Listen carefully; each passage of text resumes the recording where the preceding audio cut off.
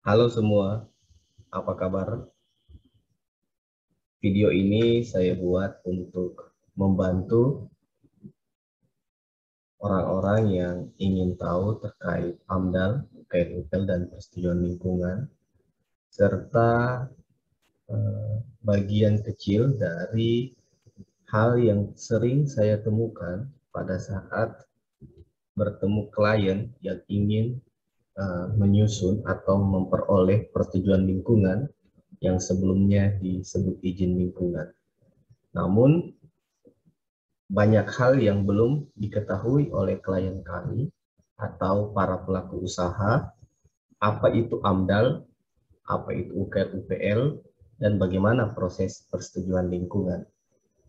Video ini semoga dapat membantu untuk memperoleh informasi yang wajib ditahu.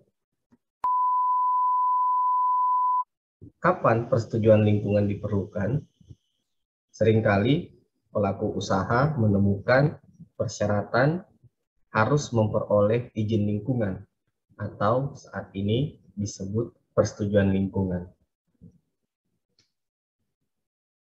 Berdasarkan Peraturan Pemerintah Nomor 22 Tahun 2021 yang baru saja terbit pada saat ini, setiap usaha yang akan menimbulkan dampak penting maupun tidak penting bagi lingkungan wajib memiliki persetujuan lingkungan. Salah satu cara memiliki persetujuan lingkungan tersebut adalah dengan menyusun dokumen analisis mengenai dampak lingkungan atau sering disebut AMDAL, atau dengan menyusun dokumen usaha pengelolaan lingkungan dan usaha pemantauan lingkungan atau disingkat UKL-UPL. Kedua dokumen ini menjadi pilihan untuk memperoleh persetujuan lingkungan. Apa sih perbedaan AMDAL dan UKL-UPL? Atau pada saat kapan pelaku usaha itu harus menyusun AMDAL dan pada saat kapan pelaku usaha itu harus menyusun UKL-UPL untuk memperoleh persetujuan lingkungan.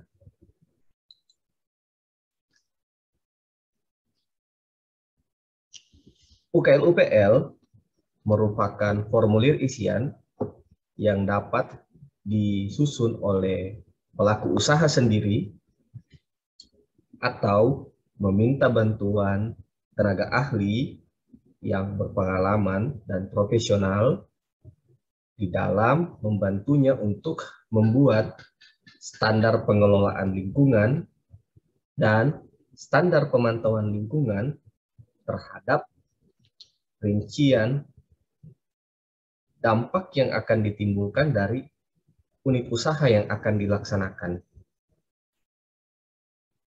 Untuk melihat format UKL-UPL, Anda dapat membuka Peraturan Pemerintah Nomor 22 Tahun 2021 pada lampiran 3. Format isian tersebut dapat diisi sendiri oleh pelaku usaha dan atau meminta bantuan tenaga profesional atau tenaga ahli atau konsultan lingkungan untuk membantu menyusun formulir UKL-UPL tersebut.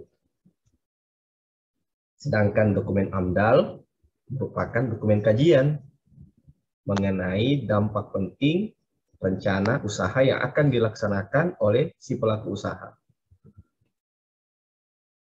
Penyusunan dokumen AMDAL berbeda dengan UKL-UPL.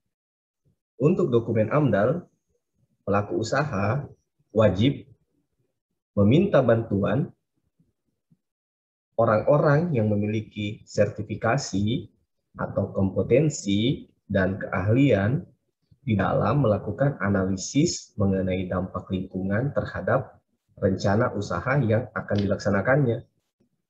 Syarat minimal adalah satu orang yang memiliki lisensi ketua tim penyusun AMDAL dan 2 orang yang memiliki lisensi anggota tim penyusun AMDAL.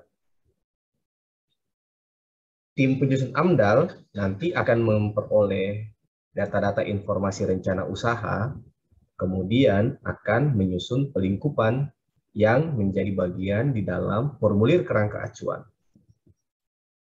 Nah, terhadap dampak penting yang akan ditimbulkan, maka akan menjadi kajian di dalam dokumen AMDAL nanti. Sedangkan dokumen RKERPL tidak jauh berbeda dengan dokumen UKM-UPL yang isinya merupakan bentuk-bentuk rencana pengelolaan lingkungan dan rencana pemantauan lingkungan yang sanggup dilaksanakan oleh pelaku usaha untuk meminimalkan dan atau meniadakan dampak terhadap lingkungan dari usahanya. Nah, pertanyaan yang sering muncul oleh klien kami atau pelaku usaha, bagaimana jika usaha tersebut sudah beroperasi tetapi belum memperoleh izin lingkungan atau persetujuan lingkungan yang ada saat ini? Maka si pelaku usaha dapat meminta arahan ke instansi teknis terkait, apakah Dinas Lingkungan Hidup atau Kementerian Lingkungan Hidup yang ada di lokasinya atau di daerahnya, untuk memperoleh arahan terhadap rencana usaha tersebut. Jika skala kegiatan tersebut adalah skala UKL-UPL, maka pelaku usaha terhadap rencana usaha yang telah beroperasi tersebut wajib menyusun dokumen pengelolaan lingkungan hidup atau DPLH. Sedangkan jika rencana usaha tersebut memiliki skala kegiatan atau risiko seperti AMDAL, maka si pelaku usaha wajib menyusun dokumen evaluasi lingkungan hidup. Ini sekilas saya sampaikan karena hal ini juga penting bagi pelaku usaha yang telah memiliki usaha namun belum memiliki izin lingkungan atau saat ini disebut persetujuan lingkungan. Nah, bagaimana mengetahui rencana kegiatan Anda ini wajib AMDAL atau UKL-UPL untuk memperoleh persetujuan lingkungan? Hal ini sering ditanyakan oleh pelaku usaha, apakah kegiatannya ini wajib AMDAL atau UKL-UPL? Anda dapat melihat informasi tersebut berdasarkan rencana usaha di Peraturan Menteri Lingkungan Hidup Nomor 4 Tahun 2021 mengenai daftar usaha atau kegiatan yang wajib memiliki analisis mengenai dampak lingkungan hidup atau AMDAL, upaya pengelolaan lingkungan hidup dan upaya pemantauan lingkungan hidup atau UKL-UPL, atau bahkan surat pernyataan kesanggupan pengelolaan dan pemantauan lingkungan hidup atau SPPL jika kegiatan tersebut tidak wajib AMDAL dan UKL-UPL.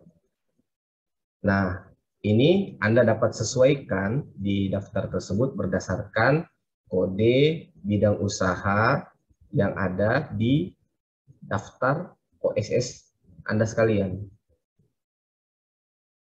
Saya kasih contoh, di lampiran 1, Bapak Ibu bisa melihat bahwa pada sektor pekerjaan umum, Bapak Ibu dapat menyesuaikan terhadap kode KBLI rencana usaha yang akan dilaksanakan. Misal, untuk kegiatan konstruksi bangunan, maka kegiatan ini dapat skala besaran AMDAL sesuai dengan besaran di multisektor, nanti akan saya lihatkan. Kemudian apakah dia skala besaran UKL-UPL, apakah dia besaran SPPL. Alasan ilmiahnya pun Anda bisa melihat di tabel ini, kenapa kegiatan Anda ini menjadi wajib AMDAL, UKL-UPL atau SPPL. Kemudian pada saat melihat itu, Anda juga bisa menyesuaikan kategorisasi kegiatan Anda, apakah kategorisasi C atau kategorisasi yang lain. Contoh untuk kegiatan gedung hunian yang ada di sini dengan kode KBLI 41011, maka jika konstruksi gedung tersebut memiliki skala kegiatan lebih dari 10.000 meter persegi, maka kegiatan itu menjadi wajib AMDAL. Jika kurang dari 10.000 meter persegi, maka kegiatan itu wajib UKL-UPL. Nah, mungkin dari sini bisa dilihat, Bapak Ibu bisa menyesuaikan luas bangunan secara keseluruhan dari rencana usaha yang akan dibangun tersebut, kemudian melihat dengan skala dari besaran yang ada ini di tabel ini. Kemudian dapat melihat alasan ilmiahnya, dan untuk konstruksi ini maka kategori jika dia skala AMDAL maka dia menyusun AMDAL kategori C. Pada video lanjutan nanti kita akan melihat apa perbedaan AMDAL kategori A, B, C terhadap konsekuensi penyusunannya. Atau pada kode KBLI 42101 untuk pembangunan jalan, kita ambil contoh di Kota Sedang, maka dia wajib AMDAL jika jalan tersebut memiliki panjang lebih dari 5 km. Jadi jika ada suatu rencana jalan yang akan dibangun dengan panjang lebih dari 5 km dengan pengadaan tanah kurang lebih akan menggunakan lahan 30 hektar, maka skala kegiatan itu wajib AMDAL. Atau kalau tidak, jalan yang akan dibangun tersebut kurang dari 5 km, tetapi luas pengadaan lahan melebihi 30 hektar, maka dia juga wajib AMDAL. Jadi ini dan atau. Jadi salah satu kategori ini masuk, maka dia menjadi wajib AMDAL.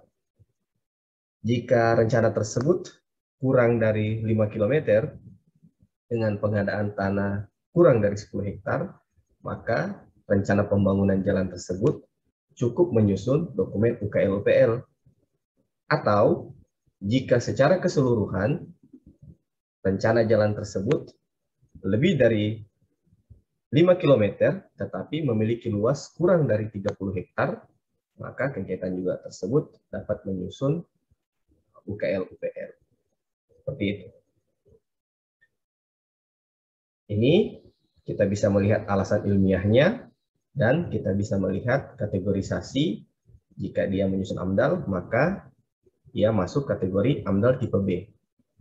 Kemudian untuk jalan juga pada tabel sebelumnya di atas, ini adalah untuk kota besar, sedang, dan ini di pedesaan. Kemudian ini untuk jalan tol, nanti kita bisa menyesuaikan berdasarkan kode KBLI rencana usaha yang akan dilaksanakan tersebut. Nah, tadi sempat pada rencana usaha pertama itu ada informasi mengenai multisektor. Nah, ini adalah pada lampiran 2-nya ada jenis rencana usaha atau kegiatan yang non KBLI. Jika luas lahan yang terbangun lebih dari 5 hektar, maka dia wajib AMDAL. Atau kurang dari 5 hektar, tetapi luas bangunan melebihi 10.000 meter persegi. Biasanya ini untuk hotel-hotel dengan tinggi bangunan atau tingkat bangunan yang sangat banyak. Nah, sehingga volume luas bangunan ini bisa mencapai lebih dari 10.000 meter persegi dengan luas lahan misal kurang dari 5 hektar. Nah, pada saat kapan menyusun UKL-UPL, dia berada pada luas lahan antara 5 hektar sampai 1 hektar. Ia wajib menyusun UKL-UPL. Sedangkan untuk luas bangunan yang terbangun, jika luas bangunan berada pada kisaran kurang dari 10.000 meter persegi sampai 5.000 meter persegi. Nah, menjadi wajib SPPL jika luas lahan kurang dari 1 hektar atau luas bangunan kurang dari 5.000 meter persegi. Jika ia wajib menyusun dokumen AMDAL, maka ia wajib menyusun dokumen AMDAL kategori C berdasarkan skala kuasa tersebut. Dari sini Bapak Ibu bisa melihat kode KBLI yang ada di rencana usaha Bapak Ibu sekalian. Sedangkan yang tidak memiliki kode KBLI dapat menyesuaikan pada lampiran 2 berdasarkan skala kegiatan dan jenis rencana usaha atau kegiatan yang akan dilaksanakan. Seperti ini, reklamasi juga bisa dilihat untuk luas area reklamasi lebih dari 25 hektar wajib AMDAL, dan kurang dari 25 hektar itu wajib UKL-UPL. Atau volume material urugan atau material timbunan untuk lahan yang akan direklamasi lebih dari 500.000 meter kubik, atau untuk UKL-UPL kurang dari 500.000 meter kubik. Dan bisa juga, kalau biasanya ini untuk kasus di pinggir pantai atau pesisir, maka jika dia lebih dari 50 meter tegak lurus ke arah garis pantai, jadi dari pesisir ke arah pantai ke depan, itu jika dia sudah melebihi 50 meter area reklamasinya, atau laut yang akan ditimbun ke depan lebih dari 50 meter, maka menjadi wajib AMDAL. Sedangkan jika kurang dari 50 meter ini menjadi wajib UKL-UPL. Dan begitu seterusnya berdasarkan skala kegiatan. Sangat lengkap di sini. Bahkan kemarin juga saya sempat melihat ada beberapa usaha kegiatan, namun belum sempat saya masukkan di slide saya ini, yang belum dilingkup pada peraturan ini. Jadi sudah ada tambahan atau revisi terbaru terhadap kelengkapan jenis usaha kegiatan yang belum sempat dimasukkan pada peraturan ini. Nah, selanjutnya, apa konsekuensi dari adanya persetujuan lingkungan setelah kita menyusun AMDAL atau UKL-UPL dan terbit persetujuan lingkungan? Tentu saja dengan adanya persetujuan lingkungan ini ada konsekuensi yang wajib dipenuhi oleh pelaku usaha terhadap pelaksanaan usaha atau kegiatannya. Pelaku usaha memiliki kewajiban terhadap terbitnya persetujuan lingkungan untuk melakukan pengelolaan lingkungan yang sudah dituliskan di dalam dokumen baik UKL-UPL atau AMDAL-nya untuk meminimalkan dampak atau bahkan meniadakan dampak terhadap lingkungan. Dan secara rutin, sesuai dengan persetujuan teknis yang diperoleh, maka ia wajib melakukan pemantauan lingkungan, semisal pemantauan rutin setiap 6 bulan sekali, atau berdasarkan persetujuan teknis terhadap terbitnya izin pembuangan limbah cair dan sebagainya, maka ia wajib melakukan pemantauan setiap bulan terhadap air limbahnya atau emisi cerobong yang dihasilkannya. Nah, informasi ini penting bagi pelaku usaha agar pelaku usaha pada saat melaksanakan rencana usahanya dapat benar-benar menjaga lingkungan sekitar dan terhindar dari tuntutan-tuntutan pelanggaran lingkungan, sehingga usaha yang dilaksanakannya ini aman dan bisa berproses terus-menerus selama masa operasional berlangsung. Karena banyak sekali kasus pencemaran lingkungan karena tidak memperhatikan pengelolaan lingkungan dan tidak melakukan pemantauan lingkungan, sehingga sangat rentan terhadap aksi demonstrasi atau unjuk rasa atau bahkan konflik dengan masyarakat sekitar karena tidak melakukan pengelolaan lingkungan dengan baik, sehingga menjadi risiko terhadap pelaksanaan usaha atau kegiatan yang dilakukan. Penting untuk mengetahui bahwa pengelolaan lingkungan dan pemantauan lingkungan ini wajib melibatkan laboratorium yang terregistrasi oleh Menteri atau laboratorium yang memiliki standar prosedur yang telah memenuhi standar nasional Indonesia mengenai tata cara berlaboratorium yang baik. Sekian video saya kali ini. Semoga bisa membantu Anda sekalian dalam mengetahui AMDAL, UKL-UPL, dan persetujuan lingkungan.